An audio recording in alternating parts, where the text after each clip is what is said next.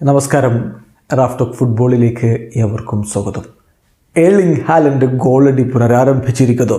അതെ, ബ്രേസ് അദ്ദേഹം നേടിയപ്പോൾ മാഞ്ചസ്റ്റർ സിറ്റി ഏകപക്ഷീയമായ 2 ഗോളുകൾക്ക് എവർട്ടനെ പരാജയപ്പെടുത്തിയിരിക്കുന്നു.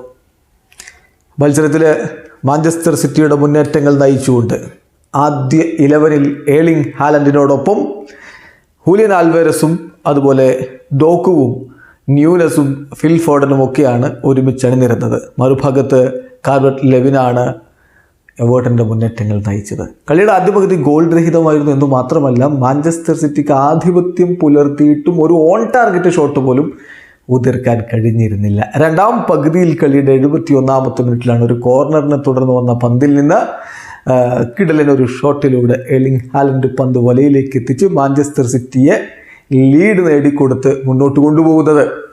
മത്സരത്തിൽ സിറ്റിയുടെ ആദ്യത്തെ ഓൺ ടാർഗറ്റ് ഷോട്ടായിരുന്നു അത് തന്നെ ഗോളായിട്ട് മാറി. പിന്നെ അധികം വൈകിയില്ല. 85-ാമത്തെ മിനിറ്റിൽ കളി പൂർണ്ണമായിട്ടും സിറ്റിയുടെ വരുതിയിലേക്ക് കൊണ്ടുവന്ന ഗോൾ പിറന്നു. ഏർലിംഗ് ഹാലൻഡ് കെവിൻ ഡി ബ്രൂയിനെ നീട്ടിക്കൊടുത്ത പന്തുമായിട്ട് ആ ഹാഫ് മുഴുവൻ ഓടിക്കയറി. ഒപ്പമുണ്ടായിരുന്ന ഡിഫൻഡറെ വളരെ അനായാസം, ഡിഫൻഡർക്ക് ഒപ്പം പിടിച്ചിട്ട് കിട്ടിയില്ല, വളരെ അനായാസം മറികടന്നുകൊണ്ട് അദ്ദേഹം മുന്നോട്ട് പോകുന്നു. പിന്നെ പെനാൽറ്റി ബോക്സിലേക്ക് കടന്നതിന് ശേഷമുള്ള ഷോട്ടിലൂടെ പന്ത് വലയിലേക്ക് എത്തിച്ച് കിഡിലൻ ഫിനിഷിംഗ്. സിറ്റി 2-0 ലീഡിലേക്ക്. പിന്നെ ഒരു ഗോൾ എവർട്ടൺ മടക്കി അടിക്കുന്നതിൻ്റെ വക്കിലൊക്കെ എത്തിയ, പക്ഷെ അത് ഓഫ് സൈഡ് ആയിരുന്നു. ഗോൾ ഡിസലൗഡായി.